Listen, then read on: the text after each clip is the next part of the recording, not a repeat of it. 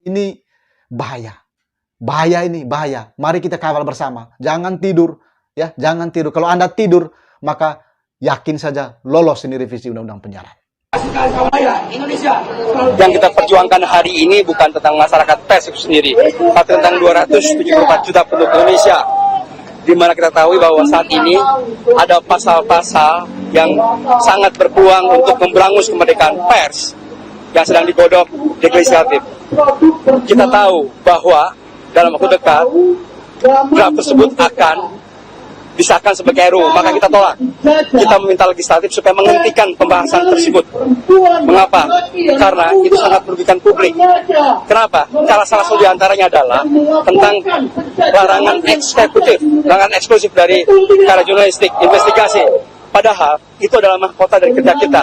Dan setiap hari yang kita lakukan adalah pada dasarnya kita melakukan kerja-kerja investigasi.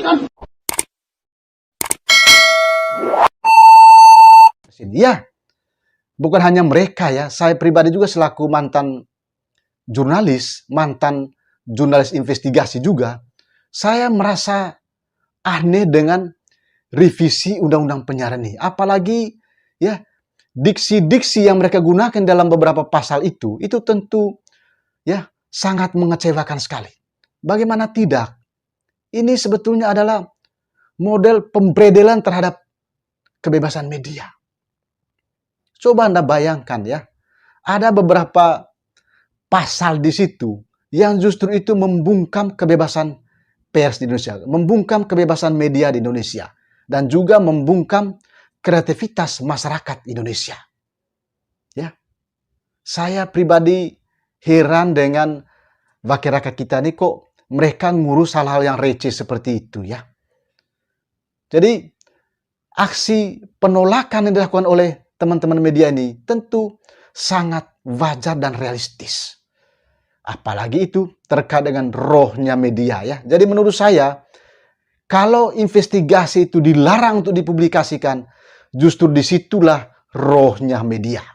Bagaimana melakukan liputan mendalam, bagaimana melakukan reportase mendalam, bagaimana melakukan investigasi terhadap suatu kasus. Disitulah roh dari media itu sendiri. Roh dari pers itu sendiri ada di investigasi itu. Kalau itu dilarang, menurut saya ini suatu ya pembungkaman yang sangat luar biasa. Apakah kita ingin kembali ke zaman dulu? Ke zaman Orde Baru? Kebebasan pers dikekang? Ini tentu sangat aneh menurut saya. Ya, ditambah lagi dengan beberapa pasal yang terkait dengan definisi ya, perluasan definisi Undang-Undang Penyiaran itu sendiri.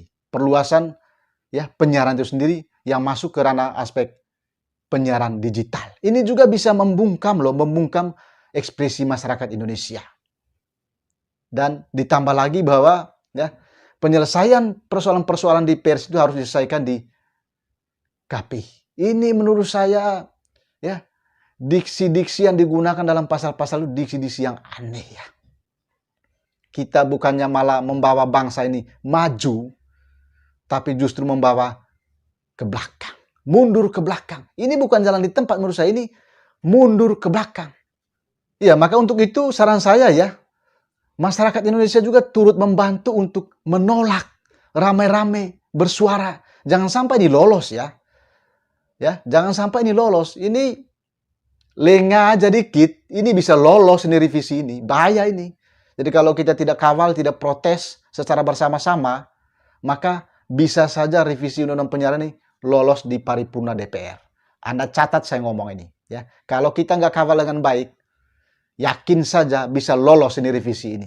Dan kita tidak mungkin ya sebebas-bebas seperti ini lagi. Harus melalui verifikasi. Dan begitu pun juga media ya tidak bisa lagi melaporkan hasil investigasinya. Karena itu sudah dilarang. Ini bahaya. Bahaya ini, bahaya. Mari kita kawal bersama. Jangan tidur. Ya, jangan tidur. Kalau Anda tidur, maka yakin saja lolos ini revisi Undang-Undang Penyiaran. Terima kasih. Kalau Anda menemukan video ini, mohon bantuan untuk di-share, disebarluaskan ke banyak orang supaya banyak orang mengetahui sehingga mereka juga ikut ya membantu bersama-sama untuk menolak, bersuara menolak revisi Undang-Undang Penyiaran ini. Sampai jumpa dan jangan lupa salam otak bleang ya.